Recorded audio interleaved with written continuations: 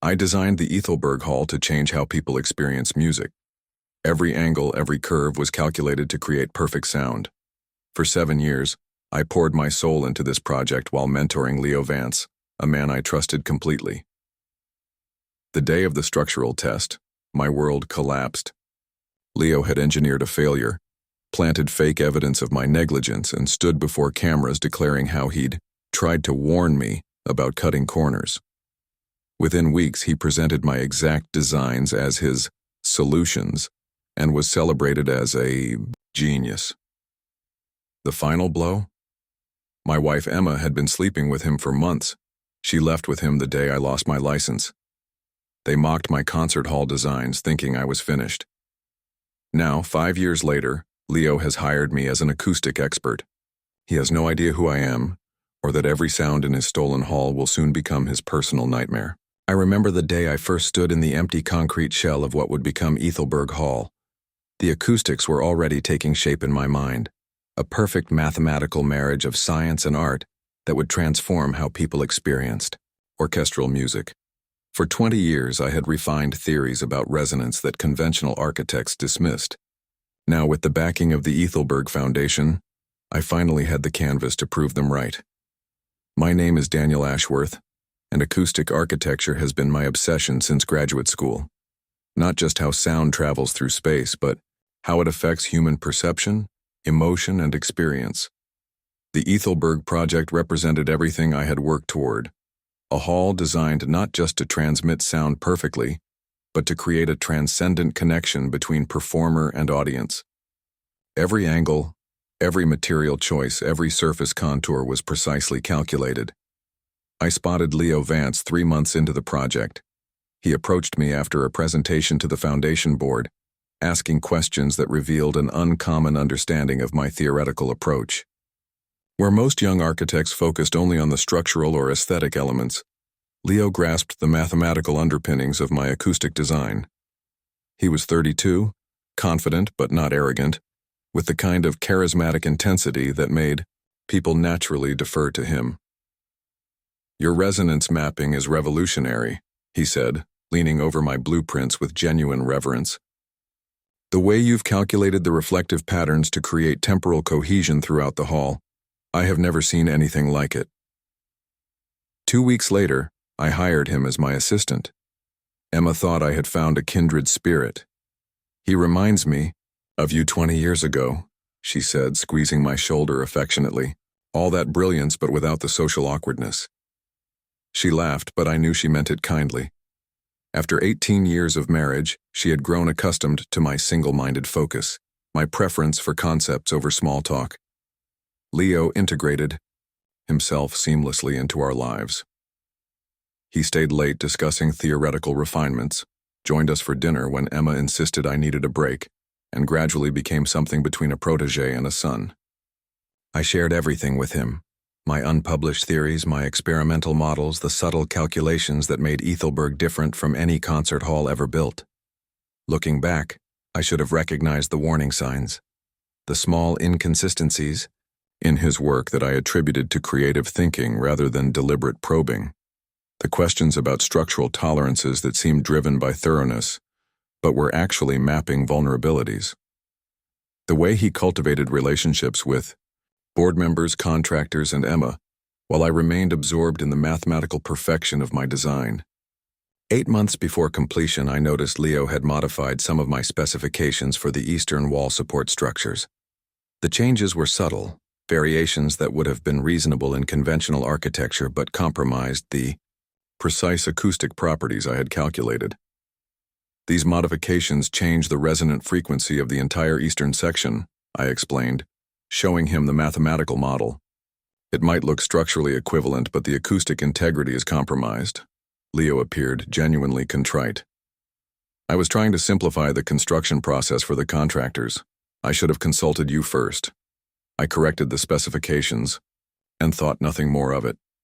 Similar incidents occurred with increasing frequency, alterations to material densities, subtle repositioning of support elements, questions about whether certain precision requirements were truly necessary. Each time Leo accepted my corrections with apparent humility. Each time I failed to see the pattern emerging. The hall neared completion as winter turned to spring. Initial acoustic tests confirmed what my models had predicted. Ethelberg would revolutionize concert hall design. Reviews from acoustic engineers who toured the unfinished space used words like unprecedented and transformative. The foundation scheduled a gala opening for autumn, and several world-class orchestras requested inaugural performance slots. Emma noticed my growing excitement. "I have not seen you this happy in years," she said one evening as we sat on our terrace. But there was something hollow in her smile that I attributed to the long hours I had been working. I promised her a vacation after the opening, time to reconnect. She nodded, but her eyes drifted toward her phone when it chimed with a message. 3 weeks later, we scheduled the first full-scale acoustic test. The eastern section had been completed last, incorporating specialized resonance chambers that would ensure perfect sound distribution throughout the hall. The test would use controlled sound emissions across the full frequency spectrum to verify my mathematical models before the interior finishing began. I arrived early that morning, reviewing final preparations with the acoustic engineering team. Leo arrived an hour later, unusually subdued. "Everything ready?" he asked, checking his tablet rather than meeting my eyes. "Perfect conditions," I replied. "The mathematical models predict total spectral coherence across all seating zones." The test began at 10 a.m. Initial frequency sweeps confirmed exactly what my calculations had predicted: perfect acoustic balance throughout most of the hall. But as the test reached the higher registers, I noticed a subtle dissonance in the readings from the eastern section. The discrepancy was small but unmistakable to my trained ear. "Something's not right with the eastern resonance chamber," I said, studying the real-time data. "The high-frequency response is showing microfractures in the chamber walls."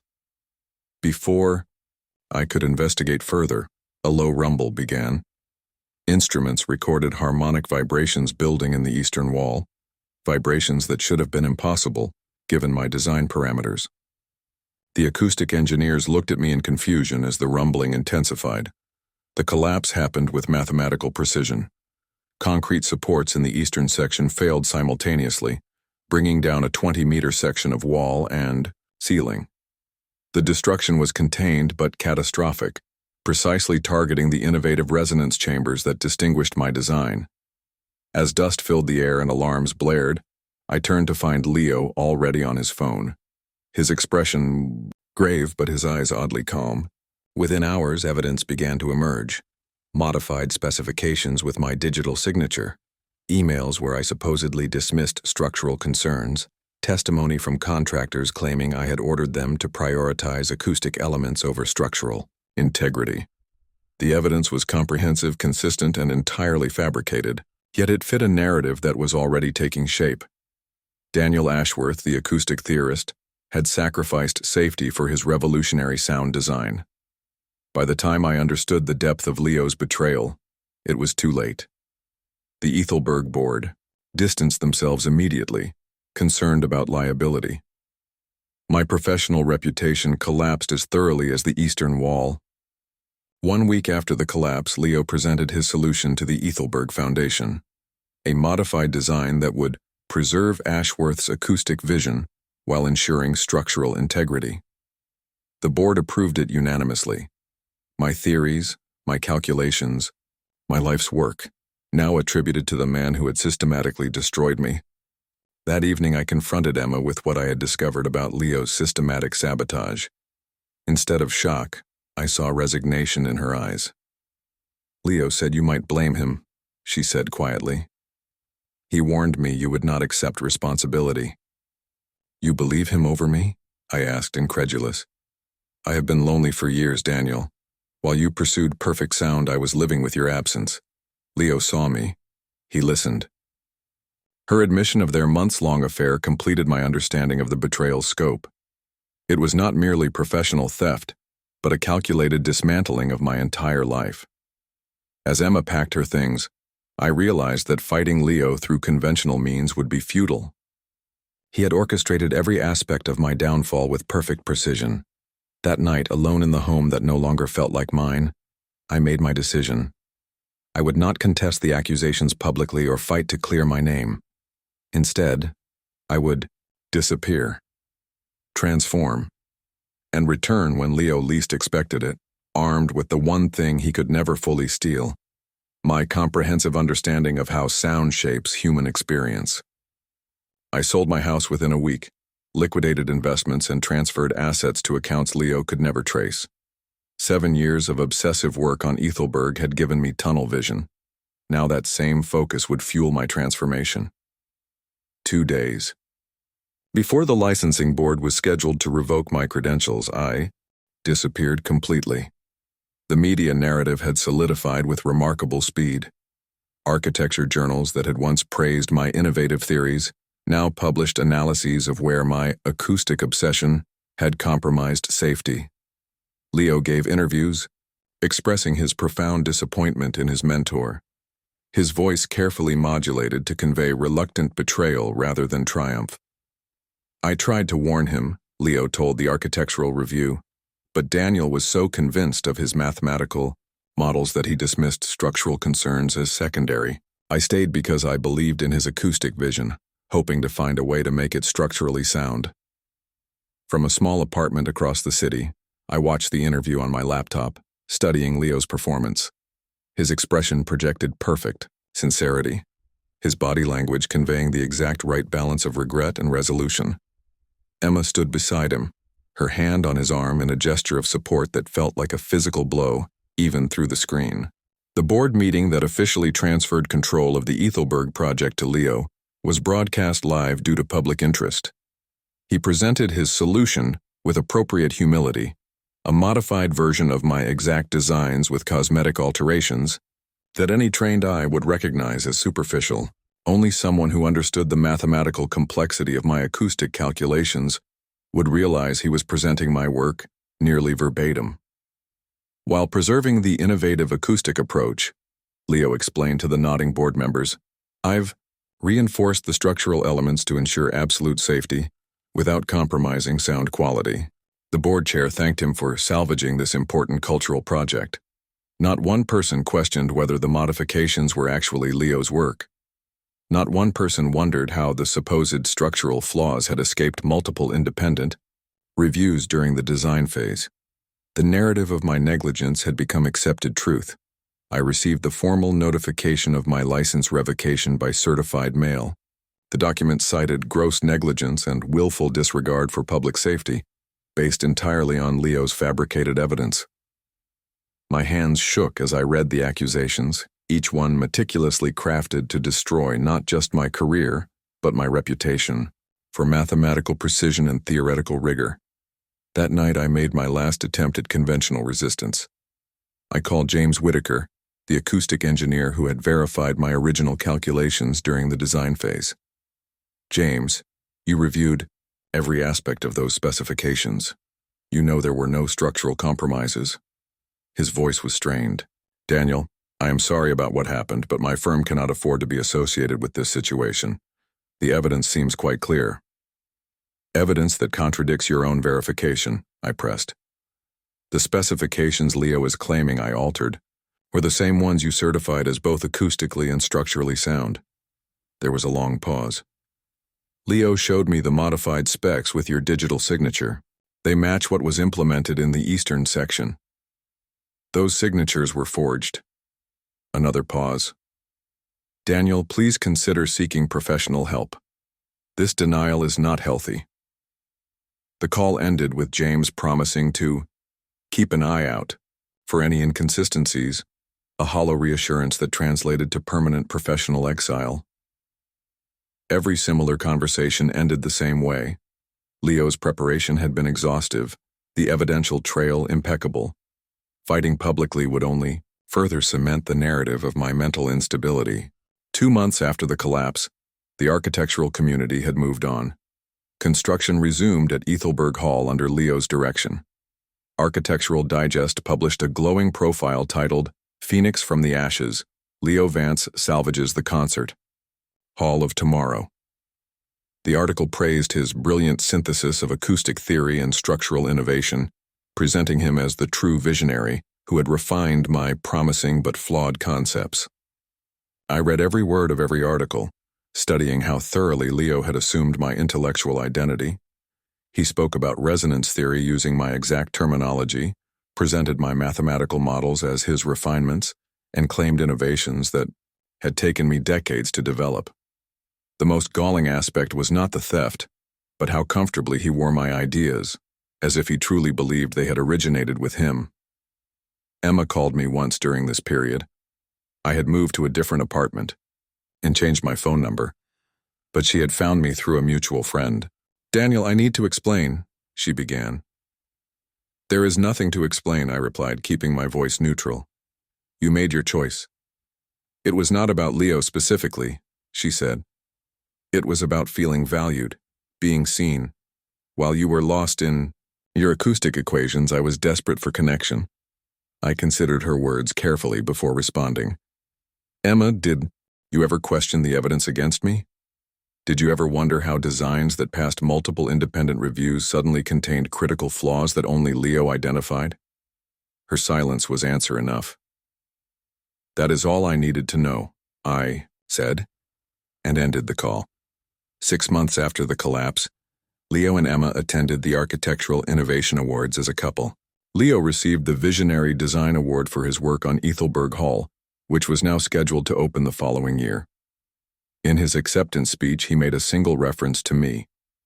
I also acknowledged Daniel Ashworth, whose initial concepts, despite their flaws, helped inspire aspects of this project. The casual dismissal, reducing my life's work to flawed inspiration, crystallized something within me. This was not merely professional theft or personal betrayal. It was the systematic erasure of my intellectual existence. Leo had not just stolen my designs or my wife, he had stolen my place in history, my contribution to my field, my legacy. That night, I made my final decision. I would not attempt to reclaim my past identity or fight to clear my name. Instead, I would create something entirely new, a transformation, so complete that Leo would never recognize the instrument of his destruction until it was too late. I began with my physical appearance. I grew a beard, dyed my hair gray, lost weight, and adopted glasses with thick frames. I practiced altering my speaking patterns, lowering my natural tenor to a resonant bass and adopting subtle verbal mannerisms different from my former speech patterns. I created exercise routines to change my posture and movement style. Simultaneously, I established my new professional identity, August Reiner, a reclusive acoustic engineer specializing in problematic concert venues. Using my liquidated assets, I created a paper trail of consultations and remediation projects in remote locations around the world. I published articles in obscure acoustic journals under this name, gradually establishing credibility in highly specialized circles while avoiding mainstream attention. The most crucial aspect of my transformation, however, was intellectual. I devoted myself to understanding aspects of acoustic science beyond architectural applications, specifically the psychological and physiological effects of sound.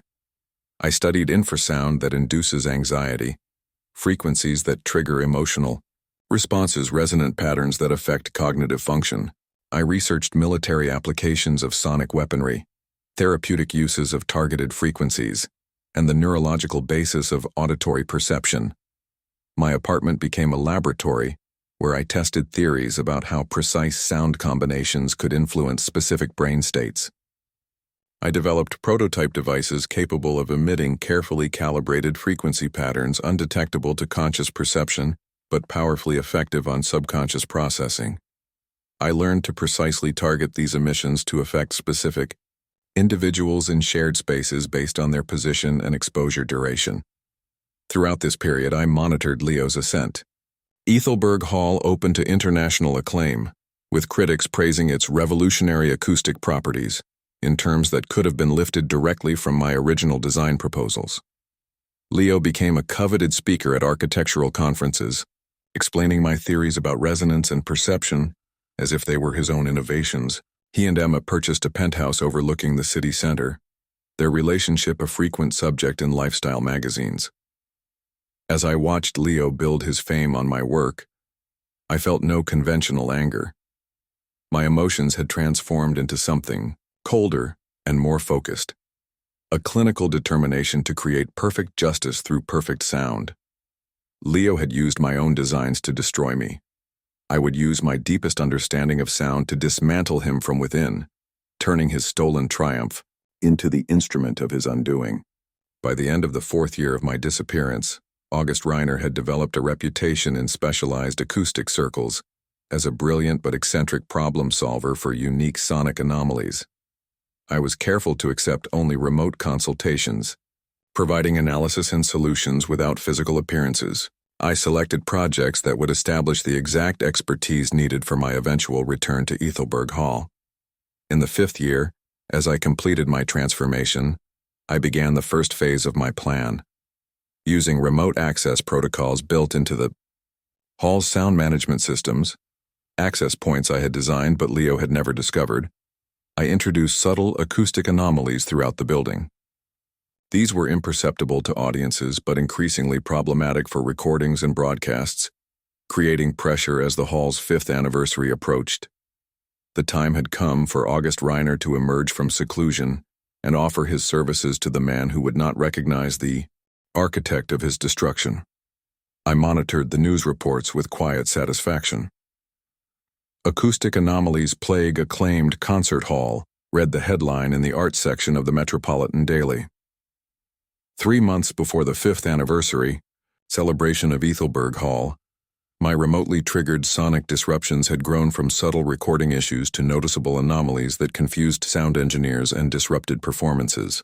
The Philharmonic conductor had stopped mid-symphony the previous week, convinced he was hearing whispers in the upper balcony. Recording equipment captured unexplained frequency variations that appeared in sound checks, but vanished during diagnostics. Live broadcasts contained mysterious audio artifacts that engineers could not eliminate.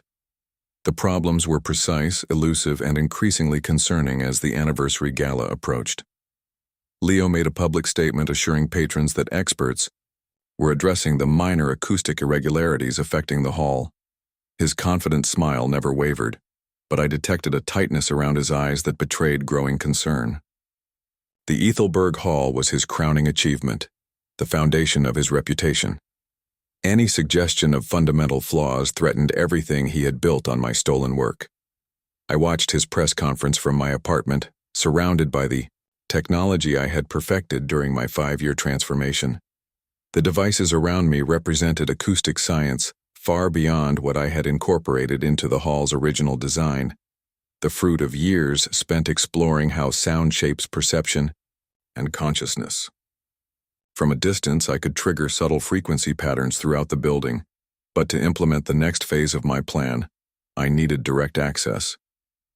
3 days later, Leo's technical director reached out to August Reiner through the encrypted communication channel I had established for professional consultations. The message was brief but revealing in its urgency. Seeking specialized expertise for unique acoustic phenomena at Ethelberg Hall. Confidentiality essential. Generous compensation available for immediate assistance. I waited 48 hours before responding with equally careful language. Preliminary analysis of publicly available information suggests non-standard resonance anomalies. On-site evaluation required. Available next week only. Detailed terms attached. The terms I outlined were designed to ensure my autonomy within the project, complete access to all areas of the hall, independent testing without supervision, and direct reporting to leadership rather than technical staff. I also specified an unusual condition that I knew Leo's pride would accept. I would work only during night hours when the building was empty, citing the need for acoustic isolation during analysis. Leo personally approved my conditions within hours, adding only a request to meet before I began work. I agreed, suppressing a surge of anticipation at the thought of standing face to face with the man who had stolen my life, secure in the knowledge he would not recognize me. I arrived at Ethelberg Hall on a Tuesday evening in early autumn. The grand entry atrium soared above me, its proportions and materials exactly as I had designed them years earlier. Seeing my creation in its completed form produced an unexpected, emotional response. Pride mingled with rage. appreciation with bitterness. Every angle, every surface represented my theoretical vision made manifest, now attributed entirely to another man. Leo greeted me in the main performance space, standing center stage where the acoustics were most perfect. At 41, he had grown more polished. His casual confidence hardened into authoritative presence. Success had refined his appearance, but added an underlying tension that had not been present in the younger man I had mentored. "Mr. Reiner," he said, extending his hand, "your reputation for solving unusual acoustic problems is impressive. We appreciate your willingness to work within our confidentiality requirements." I had practiced this moment extensively, modulating my voice to its new lower register, adopting the slightly stiff posture of my Reiner persona, meeting his eyes through thick glasses that altered my appearance. "Mr. Vance, the Ethelberg anomalies present interesting theoretical challenges. Most acoustic issues follow predictable patterns. Yours do not." He gestured around the hall. "I designed this space to achieve perfect acoustic balance across all frequency ranges. These recent phenomena contradict all our mathematical models." The casual claim of my design as his own sent a cold pulse through me, but I maintained my neutral expression. "Perfect acoustic balance is theoretical, Mr. Vance. Buildings breathe, settle, develop their own resonant signatures." His eyes narrowed, slightly. "Are you suggesting my design calculations were flawed?" "I am suggesting that acoustic perfection exists in mathematics, not physical structures. Something is creating these anomalies. I will find it." Leo provided a technical overview of the problems, using terminology and concepts I had developed decades earlier. He explained his innovative resonance, chambers and frequency modulating surfaces with the confidence of their creator, never suspecting he was explaining my work to the man who had conceived it. "The issues began approximately 4 months ago," he concluded. "Initially minor recording anomalies, progressing to audible artifacts during performances. Engineering teams have found no structural explanations." I nodded, maintaining professional detachment. "I will need to place specialized monitoring equipment throughout the building, particularly in areas where anomalies have been reported. Whatever you require. My assistant will provide access credentials and contact information should you need anything. The anniversary gala is 6 weeks away. We need these issues resolved before then." The technical director provided the building access I had requested and introduced me to the night security team. By midnight, I was alone in the hall with unrestricted access to every area.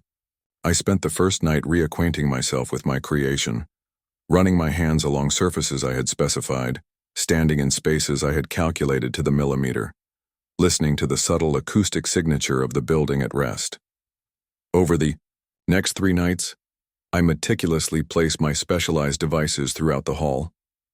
These were not simple microphones or speakers, but sophisticated acoustic emitters disguised as maintenance equipment, environmental sensors, or integrated directly into existing structures. Each device was calibrated to emit specific frequency patterns undetectable to standard acoustic monitoring, but precisely targeted to affect human cognition in subtle, cumulative ways.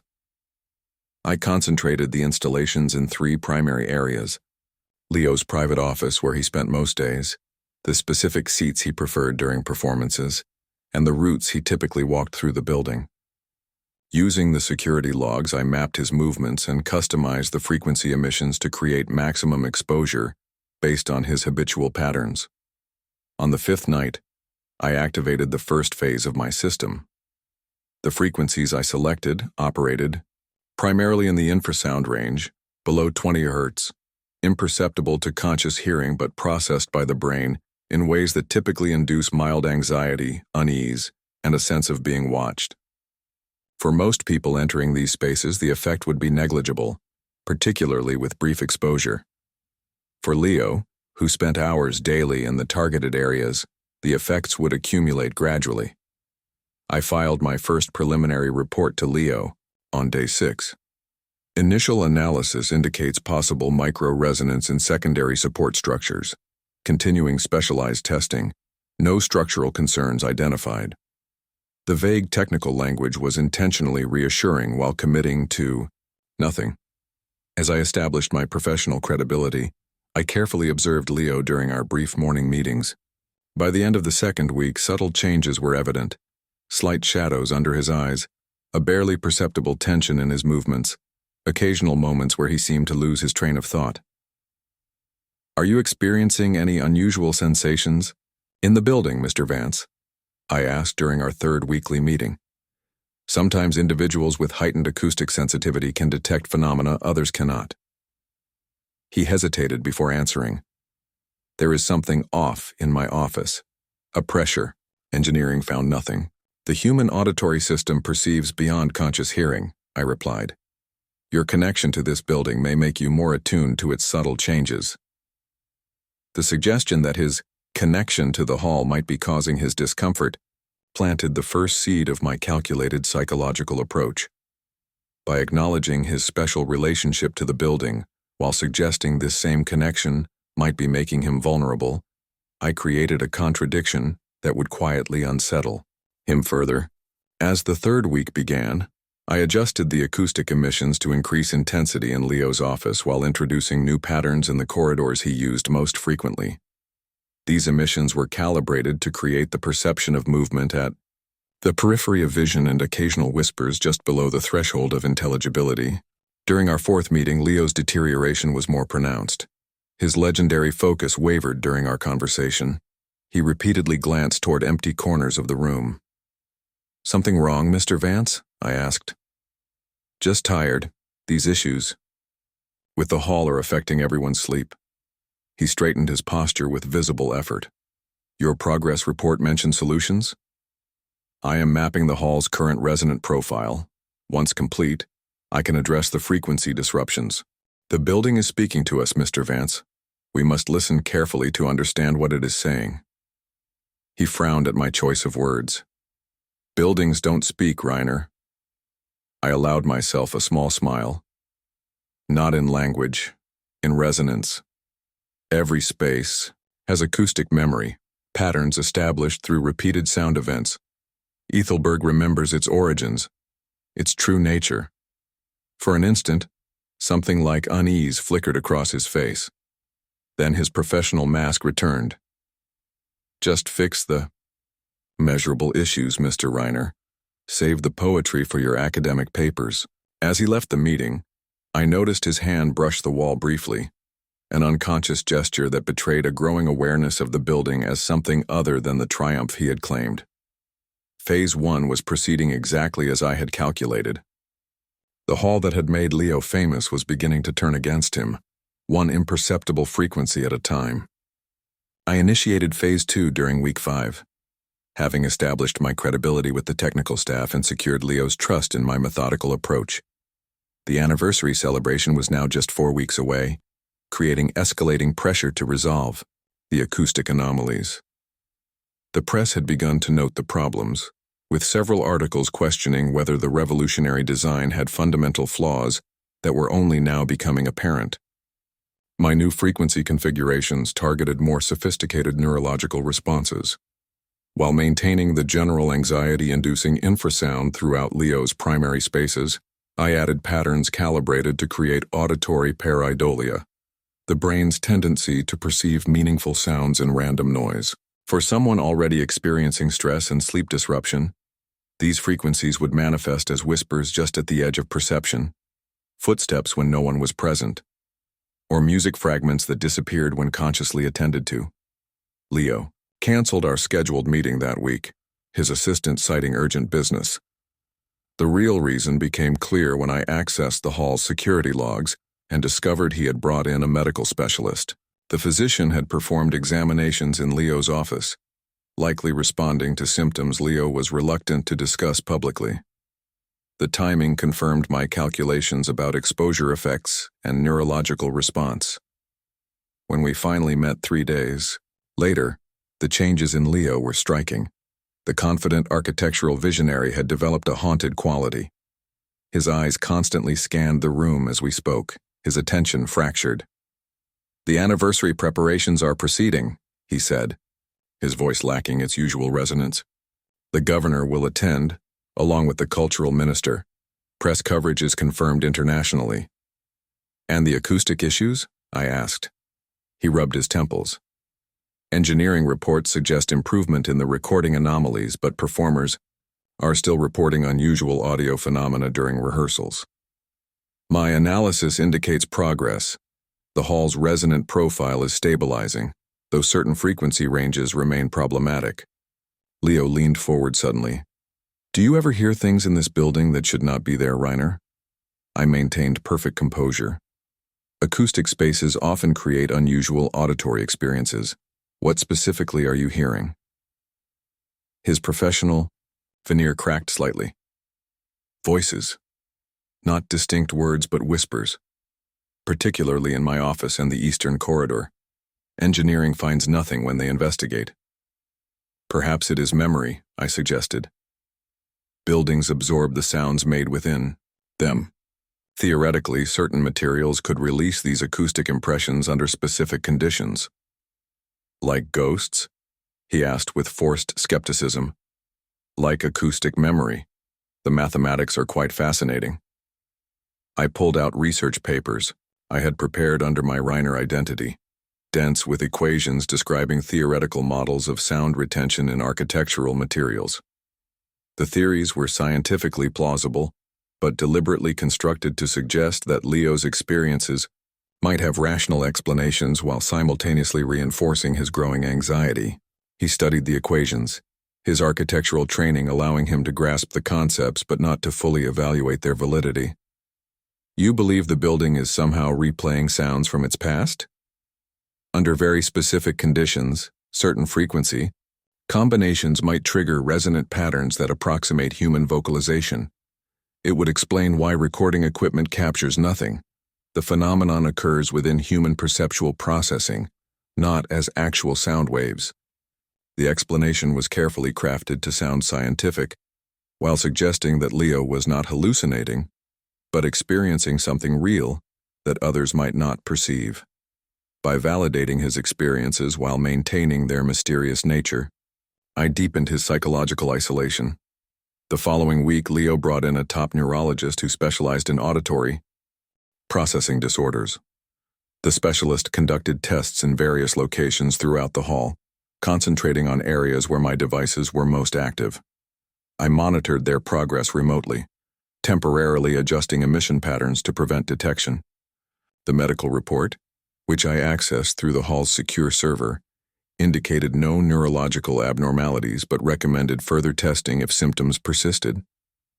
During this period, Leo's public appearances became noticeably strained. At a press conference regarding the anniversary celebrations, he lost his place twice during prepared remarks. When a journalist asked about the reported acoustic anomalies, Leo's response was uncharacteristically defensive, insisting that all concert halls develop settling patterns during their early years. I continued my official work as acoustic consultant, providing regular reports documenting progress that was real but limited to the surface-level anomalies I had initially triggered remotely. The more profound disturbances affecting Leo personally remained untraceable by conventional equipment. The technical team grew increasingly confident in my expertise as the obvious recording issues diminished, never suspecting that I was simultaneously deepening the psychological effects targeted specifically at their employer. 3 weeks before the anniversary, I implemented the most sophisticated aspect of Phase 2. After confirming that Leo and Emma had separated 6 months earlier, with her relocating to Europe with a gallery owner, I calibrated specific frequencies in Leo's office to approximate the acoustic signature of her laugh. The sound was not a recording, but a mathematically generated approximation that would register primarily in subconscious processing, recognizable on some level but too brief and subtle to be consciously identified. The effect was immediate and powerful. During our next meeting, Leo appeared significantly worse. He had canceled several public appearances, and rumors had begun circulating about health concerns. The medical test found nothing, he said without preamble, his voice hollow. But something is happening in this building, Reiner. Something targeted. Targeted? I maintained my professional curiosity. The phenomena follow me. They're stronger in places I frequent. Yesterday, I heard my ex-wife laughing in my empty office. I nodded thoughtfully. Stress and sleep deprivation can sometimes trigger auditory processing anomalies based on emotionally significant sounds. This was not imagination, he insisted, a note of desperation entering his voice. It was her laugh, exactly as I remember. Perhaps we should conduct acoustic monitoring in your office specifically, I suggested. If there are unique resonant patterns in that space, we might identify their source. The specialized monitoring I installed in his office the following day was genuine, but designed to exclude the frequency ranges where my devices operated. The results would show nothing unusual, reinforcing the growing contradiction between Leo's experiences and objective measurements. 2 weeks before the anniversary, a critical moment occurred when a maintenance technician discovered one of my devices during an unscheduled inspection of ventilation systems. I had anticipated this possibility and designed the units to appear as standard acoustic monitoring equipment. When questioned, I explained that I had placed specialized sensors throughout the building to create a comprehensive resonant map. These particular units measure subaudible frequency patterns that standard equipment cannot detect, I explained to the suspicious technician. Their proprietary technology, which is why they weren't included in the general inventory. My established expertise and Leo's explicit authorization for my work prevented further questions, but I recognized the need to accelerate my timeline. The anniversary celebration would bring increased technical staff and security, creating greater risk of discovery. More importantly, Leo's deteriorating condition had reached a critical point where he might seek more intensive medical intervention that could interfere with my carefully calculated effects. 10 days before the anniversary, Leo requested a private meeting away from the hall. We met at a small cafe across town, the first time we had spoken outside the building's influence. Even here, the effects of weeks of targeted acoustic manipulation were evident in his appearance and behavior. He had lost weight. His movements were tense and his eyes constantly scanned our surroundings.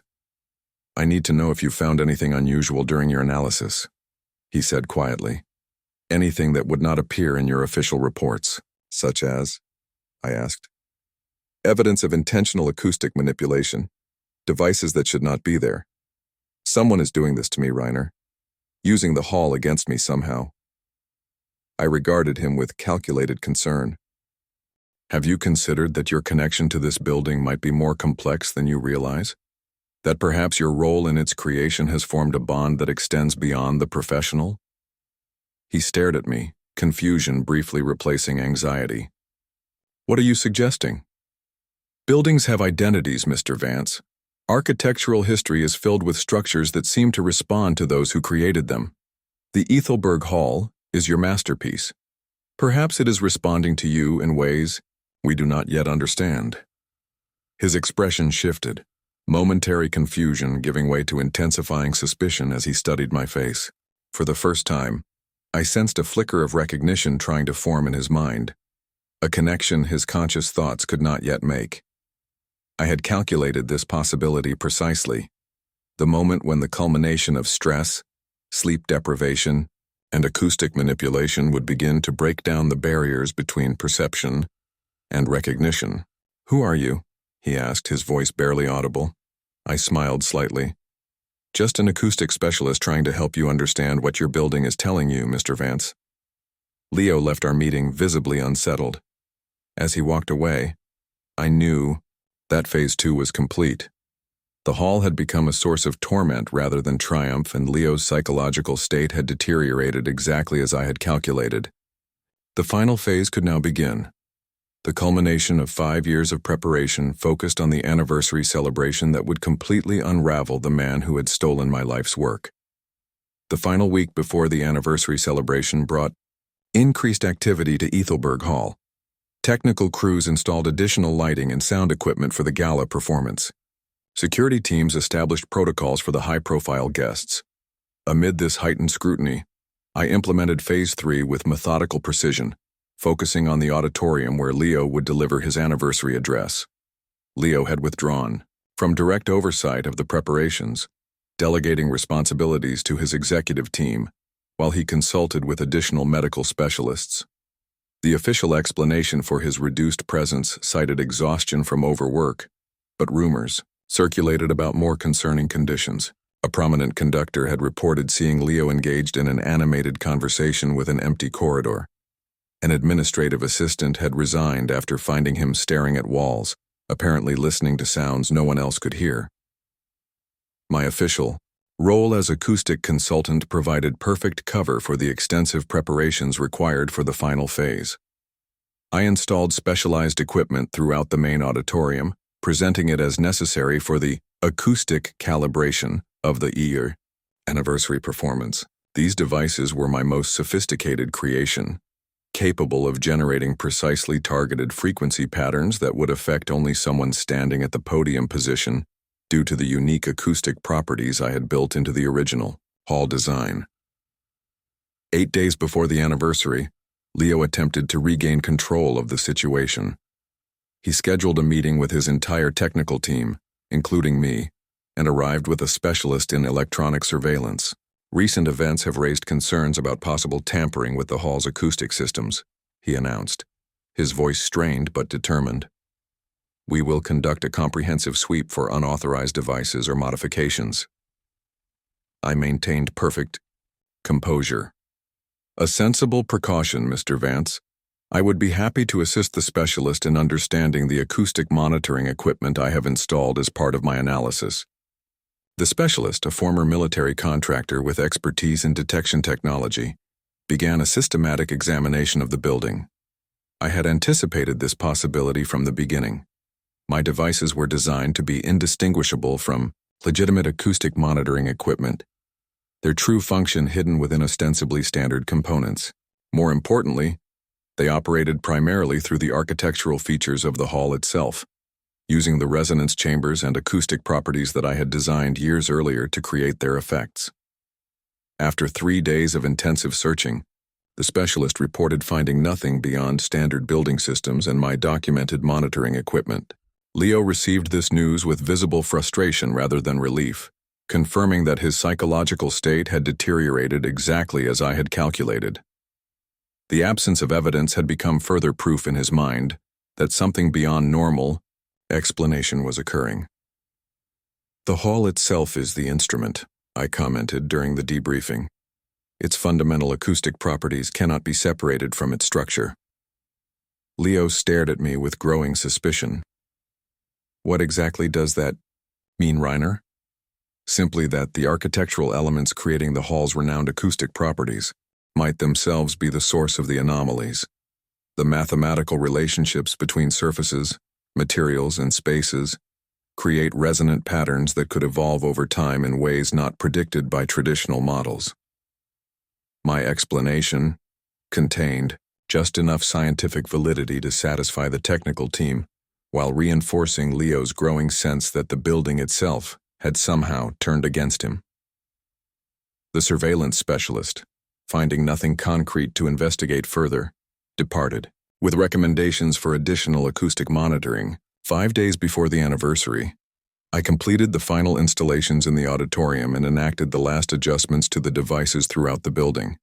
The cumulative effect of weeks of exposure had created the perfect conditions for the culmination of my plan.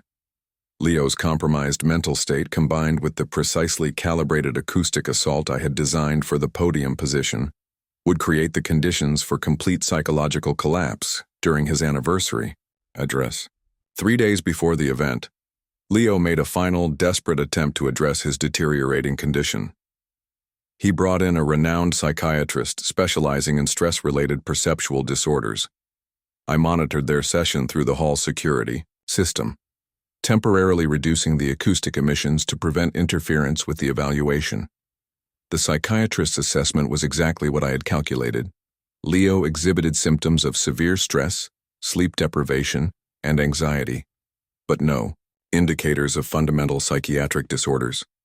The recommendation was for immediate rest, medication to address the sleep disturbance, and temporary withdrawal from professional obligations. Leo rejected the advice.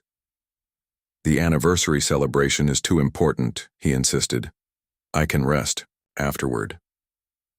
The psychiatrist prescribed anti-anxiety medication and sleep aids, neither of which would interfere with the neurological responses I had targeted with my acoustic design. In fact, the medication would potentially enhance susceptibility to the specific frequency patterns I had developed for the final phase. 2 days before the anniversary, I encountered Leo in the main auditorium late at night. He stood alone stage, staring up at the empty seating tiers. I had not activated the system in this space yet, saving its full effect for the celebration, but his presence there suggested a growing intuitive awareness of the building's significance to his condition. Mr. Vance, I said, approaching slowly. It's quite late. He did not turn immediately. This space was supposed to be perfect, he said finally. Mathematically perfect acoustics. That was the promise. Perfection exists only in theory, I replied. Physical structures always develop their own characteristics beyond the original design. He turned to face me. The original design, he repeated, studying my face with new intensity. You speak about it as if you know it intimately. I have studied it thoroughly as part of my analysis, I said calmly. There was a man who understood acoustic theory better than anyone, Leo continued, his voice taking on an unusual quality. He believed spaces could be designed to create transcendent experiences through sound alone, that mathematics could predict exactly how sound would affect human perception. I maintained my neutral expression. You're speaking of Daniel Ashworth, I presume. Leo flinched visibly at the name. His theories were brilliant but flawed. The structural implementation was compromised. So the official record states, I replied, though some acoustic scientists still debate whether the structural failure was consistent with the mathematical models. His eyes narrowed. What are you suggesting? Nothing beyond scientific curiosity. Acoustic anomalies sometimes reveal underlying truths about a structure's fundamental nature. The hall seems to be speaking more clearly as the anniversary approaches.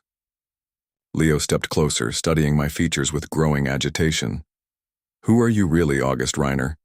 Your credentials check out, but something about you feels familiar.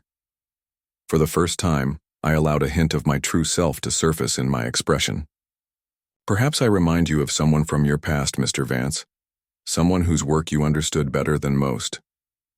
A flash of recognition crossed his face, immediately replaced by confusion and then denial. The psychological conditioning of the past weeks, combined with the absolute certainty that Daniel Ashworth had disappeared completely, prevented him from consciously accepting what his subconscious was beginning to recognize. I need to rest before the celebration, he said abruptly, turning away.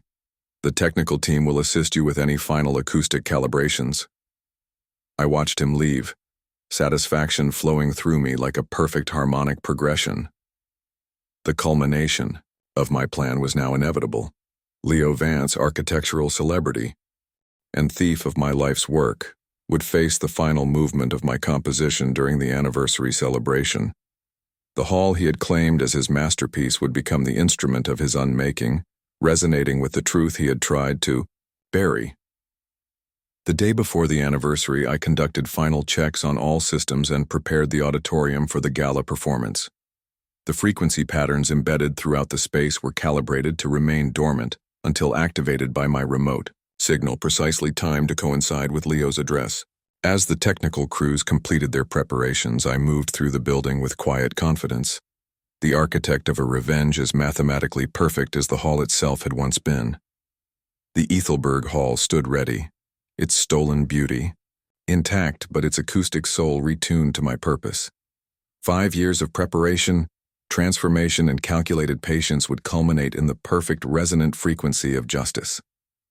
Leo Vance would stand before the world to celebrate his stolen triumph, unaware that the building itself was poised to reveal its true creator through the science of sound that had always been mine alone to fully understand.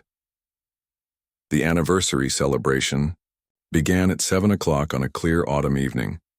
Limousines arrived in steady procession, discharging architectural luminaries, government officials, and cultural elites onto the red carpet extending from the Ethelberg Hall's grand entrance. Camera flashes illuminated the facade I had designed years earlier, its perfect proportions highlighting the acoustic principles embedded within its structure. I positioned myself carefully in the technical control area, ostensibly monitoring acoustic conditions for the evening's performance. My true focus remained on the activation sequence for the precisely calibrated system throughout the auditorium. Each component had been tested individually, but tonight they would function as a unified whole, creating an acoustic environment specifically designed to affect Leo Vance during his keynote address. The governor arrived with appropriate ceremony, followed by the cultural minister and representatives from major architectural firms worldwide. Critics who had praised the hall's revolutionary acoustic properties mingled with musicians who had performed in the space over its 5-year history. Through the security monitors, I observed Leo arriving separately, accompanied by 2 assistants rather than entering with the other VIPs. His appearance confirmed the reports from his staff about his deteriorating condition. Despite obvious efforts to present a collected exterior, the effects of weeks of targeted acoustic manipulation were evident in his tense movements and haunted expression. The main program began at 8 with a chamber orchestra performing a piece commissioned for the opening 5 years earlier. I allowed myself a moment of appreciation for how perfectly the hall transmitted the music, just as my original design had intended. The mathematics underlying the acoustic properties remained flawless, despite Leo's claim of authorship. At precisely 9:15, the orchestra concluded to enthusiastic applause, and the hall's board chairman approached the podium to introduce Leo. The auditorium lights dimmed slightly, focusing attention on the stage area where my acoustic manipulation would be most intense. From my position at the technical console, I activated the first sequence of my system, initiating subtle frequency patterns targeted specifically at the podium position. "Ladies and gentlemen," the chairman began, "tonight we celebrate 5 extraordinary years of musical excellence in this revolutionary space. The Ethelberg Hall has redefined what a concert venue can achieve, bringing performers and audiences together in acoustic perfection. The visionary behind this achievement needs no introduction, but it is my honor to present him to you tonight. Please welcome the architect whose brilliant innovations made this hall possible, Leo Vance." The audience applauded enthusiastically as Leo approached the podium. I observed him closely through the monitor, noting the moment he entered the precisely calculated acoustic field I had created. His steps faltered almost imperceptibly, a reaction visible only to someone anticipating it. "Thank you," Leo began, his voice steady through years of public speaking experience. "The Ethelberg Hall represents a culmination of acoustic principles that transform how we experience music. Tonight we celebrate not just a building, but a new relationship between sound, space, and human perception." I activated the second sequence, introducing frequencies designed to create cognitive disruptions specifically calibrated to Leo's neurological state after weeks of exposure to my earlier manipulations. The effect would be unnoticeable to the audience but profoundly disorienting to someone standing exactly where Leo stood. "The mathematical foundations of this design," Leo continued, now gripping the podium more tightly, "establish resonant relationships that traditional acoustic theory considered impossible. By reconceptualizing how sound moves through architectural space, we created perfect acoustic balance throughout the hall." His use of "we" rather than claiming sole credit caught my attention. For 5 years, Leo had presented himself as the singular genius behind the hall's design. This slight linguistic shift suggested the first cracks in his carefully constructed narrative. I increased the intensity of the frequency patterns gradually, introducing elements that would interact with the existing cognitive disruption to create increasing difficulty maintaining prepared remarks. Simultaneously, I activated the subtle resonators embedded throughout the auditorium, creating a unified acoustic field precisely attuned to maximum psychological impact at the podium position. Leo paused, looking down at his notes with visible confusion. "The revolutionary aspects of the design involve specific mathematical relationships between surfaces and materials that create what I termed temporal coherence across frequency ranges." Another pause, longer this time. The audience shifted slightly, sensing something amiss. Leo took a drink of water, his hand trembling noticeably. I should acknowledge, he continued, his voice taking on an unusual quality, that certain foundational concepts drew inspiration from earlier theoretical work. I activated the final sequence, the culmination of my acoustic design. The frequencies now created a condition I had termed resonant cognitive aperture, a state where the brain's normal filtering mechanisms become temporarily compromised, allowing subconscious content to emerge into conscious expression. For someone already experiencing the effects of weeks of targeted acoustic manipulation, the result would be a breakdown of the psychological barriers between what they knew to be true and what they had convinced themselves to believe. Leo stared out at the audience, his expression shifting from professional composure to growing distress. The original acoustic theory that made this hall possible, he said, his voice strained, was not fully mine. A murmur passed through the audience. The chairman shifted uncomfortably in his seat. Leo gripped the podium with white knuckles, visibly fighting against what was happening, but unable to stop the words emerging. The mathematical models, the resonance theory, the structural integration, he continued, each word seeming to cause him physical pain, were developed by Daniel Ashworth. I did not fix his flawed design, I stole it. The murmur became audible gasps. Camera flashes erupted throughout the auditorium. Leo appeared caught in the grip of something beyond his control, the carefully constructed false narrative of 5 years unraveling under the influence of precisely calibrated sound. The structural failure during testing was engineered, he continued, his voice taking on an almost mechanical quality as the acoustic manipulation reached its peak effectiveness. I planted evidence implicating Daniel in negligence.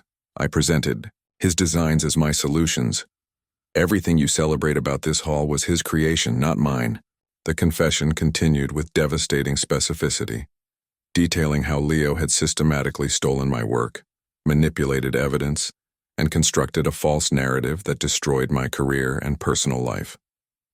Each revelation emerged not as a guilty admission, but as a compulsive expression of truth the acoustic environment had made impossible to suppress. As Leo's confession reached its most damning details, I stood and moved deliberately toward the stage. The audience, riveted by the unfolding drama, hardly noticed my approach until I stood at the edge of the light. Enough, I said, my voice carrying perfectly through the hall I had designed. Leo froze mid-sentence, staring at me with dawning horror. The acoustic manipulation had created the perfect conditions for recognition, the barriers between perception and reality now completely dissolved. Daniel, he whispered, the name audible throughout the perfectly tuned space. I stepped fully into the light, addressing the stunned audience. My name is Daniel Ashworth. 5 years ago, this man stole my design for this hall and framed me for structural negligence. Tonight you have heard the truth directly from him. The auditorium erupted in confusion and shock. Security personnel moved uncertainly, unsure who represented the actual threat.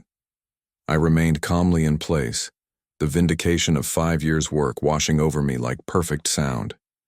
In the days that followed, the architectural community re-examined the original evidence against me with new scrutiny.